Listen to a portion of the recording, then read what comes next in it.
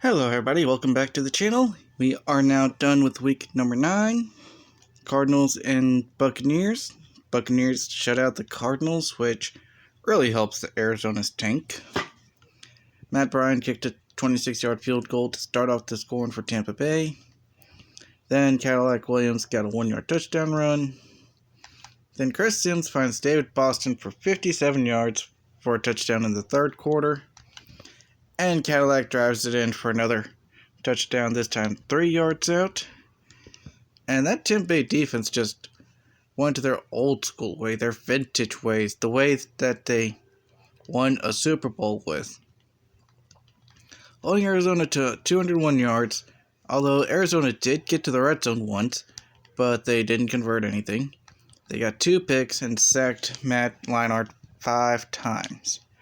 So, great defense for Tampa Bay. Here. Tennessee, usual thing.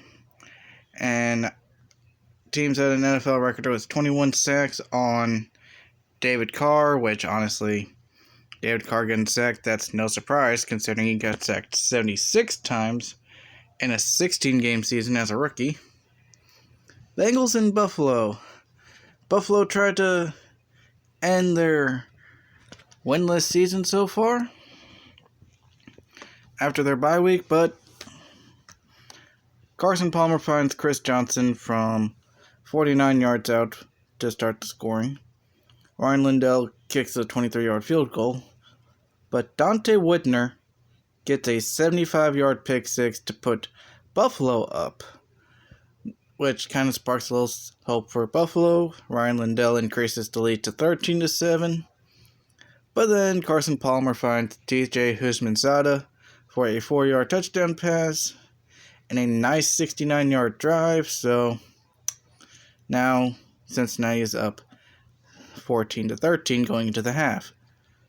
Ryan Lindell kicks another field goal. Now it's 16-14 in favor of Buffalo. Everybody in Ralph Wilson Stadium is excited because now they can think, hey, maybe we can finally witness a win this season. Cincinnati decided to turn it up in the fourth quarter. Shane Graham field goal makes the score now 17-16. Then Carson Palmer finds Chapman for a 22-yard touchdown pass. As makes the score now 24-16. And Shane Graham, with under a minute to go, kicks a 46-yard field goal to make the score 27-16, which ends up being the final. And Cincinnati, even with them throwing a pick six, it's still over 330 yards of offense, And Buffalo, they just need to get their red zone attempts to actually be touchdowns instead of field goals. Denver versus Detroit. It looked good early on for Detroit. Hansen kicking 3 field goals, 1 from 31 yards out in the first quarter. Then 2 more, 1 from 47 yards out and 1 from 53 yards out. Now up 9-0 early on, and looks like they could give Denver that first loss of the season. Jason Elam kicks a field goal, so, not that much to worry about. It scores still 9-3 in favor of Detroit.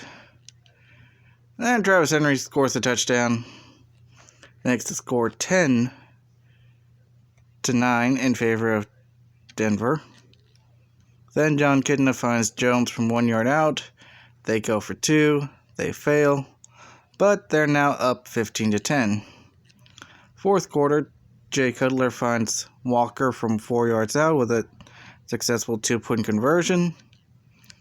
And then Cutler finds Graham from 19 yards out to make it a 10-point game with 2 minutes left.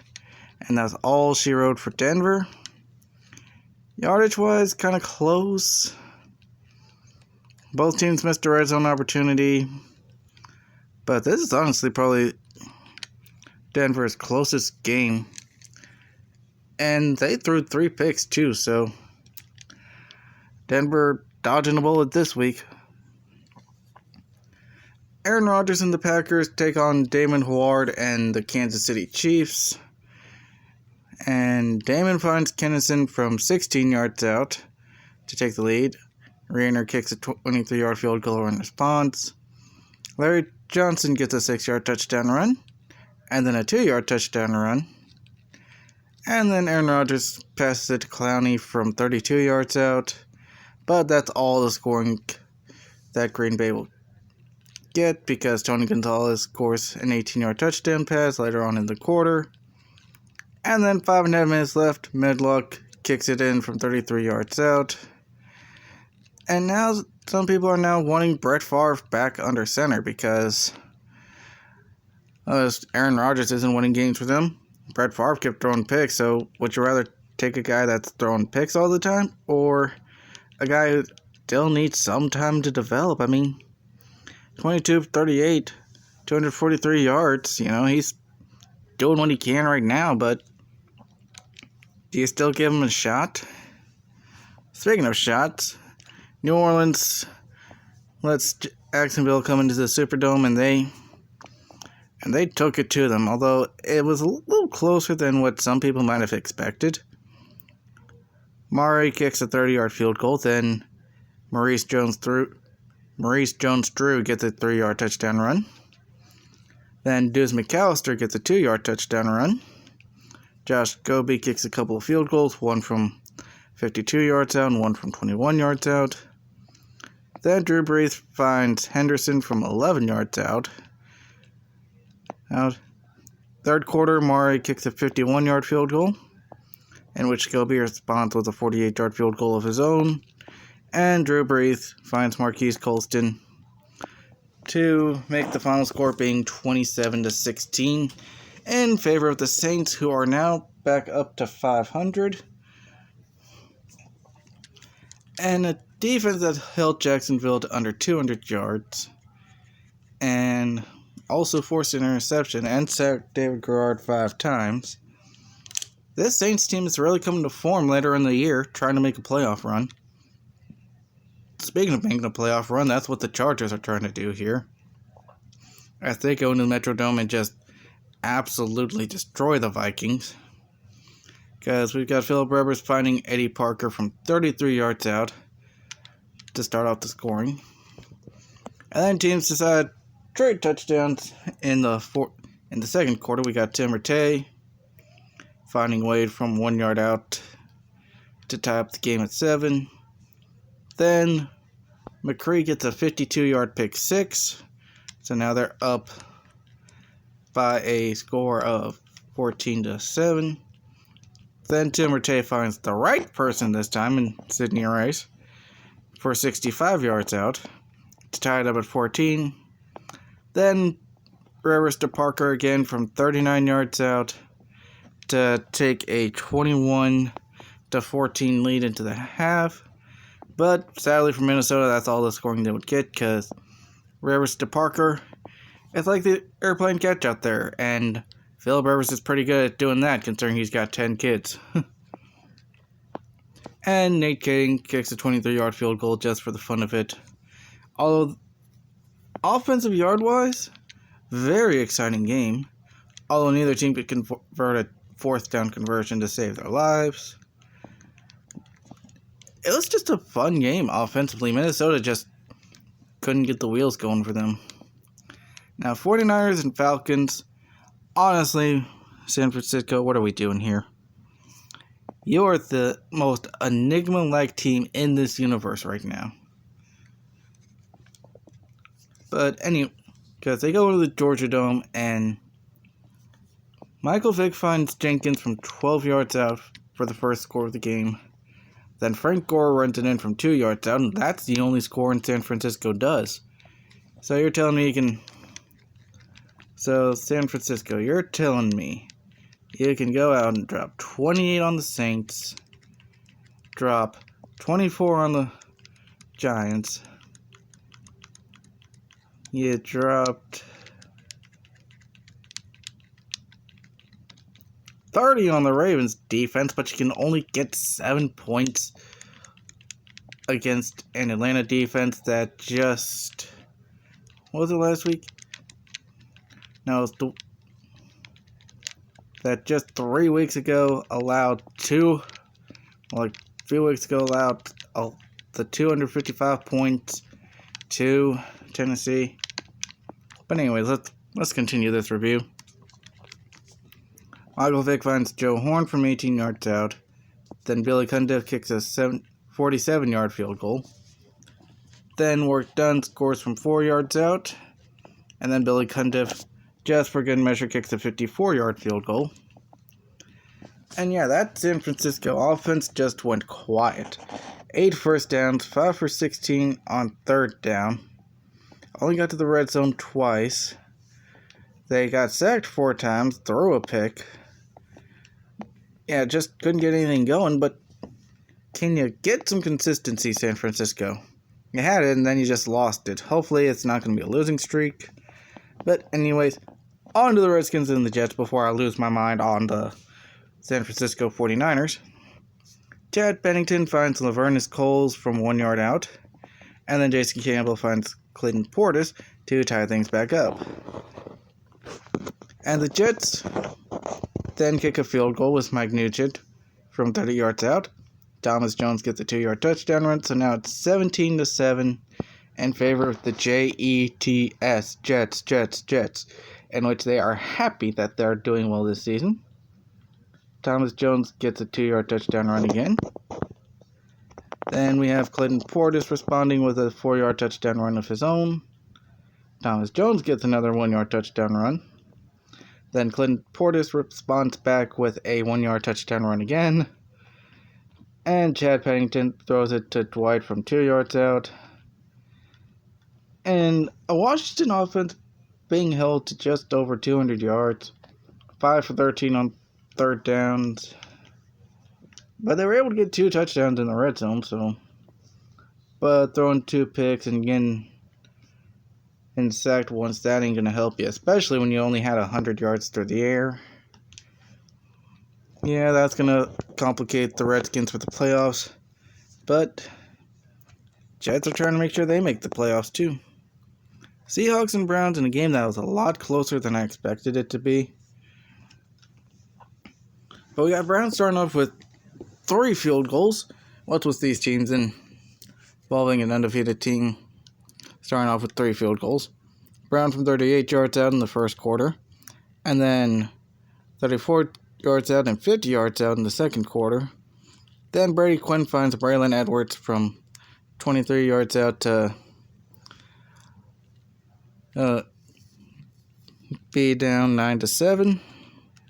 Phil Dawson puts him up 10-9. Then Sean Alexander runs it in from 70 yards out with a successful 2-point conversion to go up 17-7. Brown kicks a 40-yard field goal.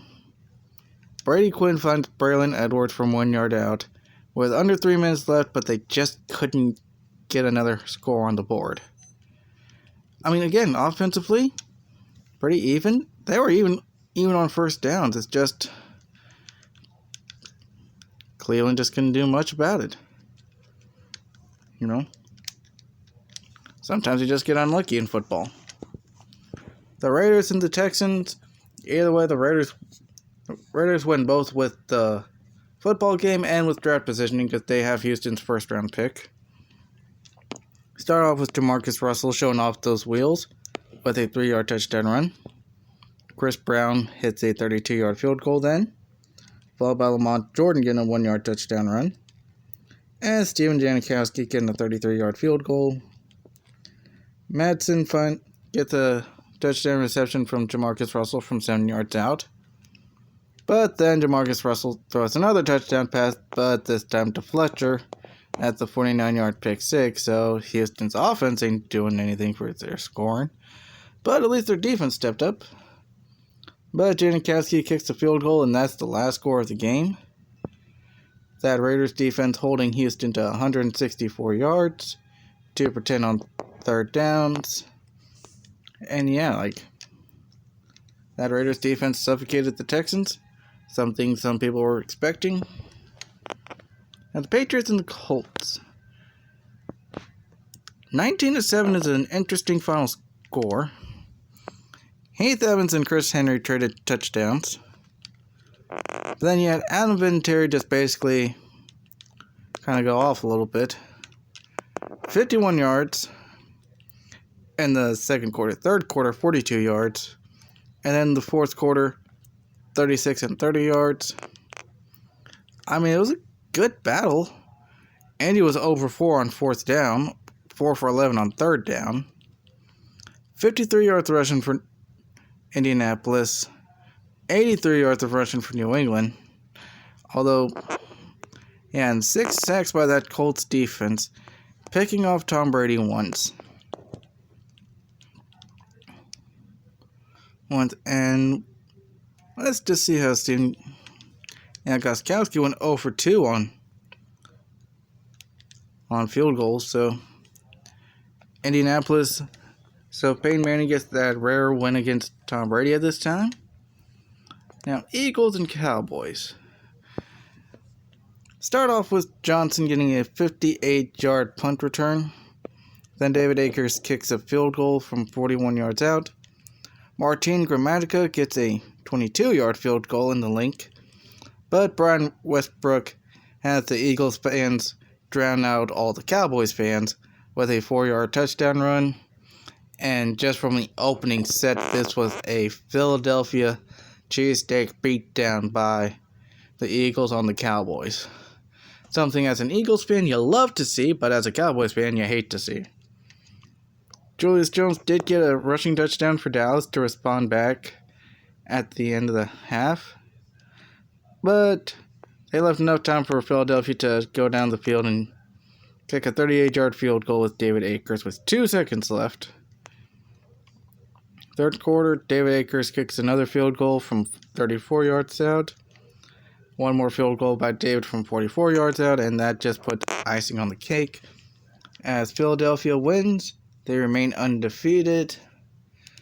And yeah, they forced Tony Romo to throw 3 picks. That's a pretty easy way to do it. You force your opposing quarterback to throw 3 picks.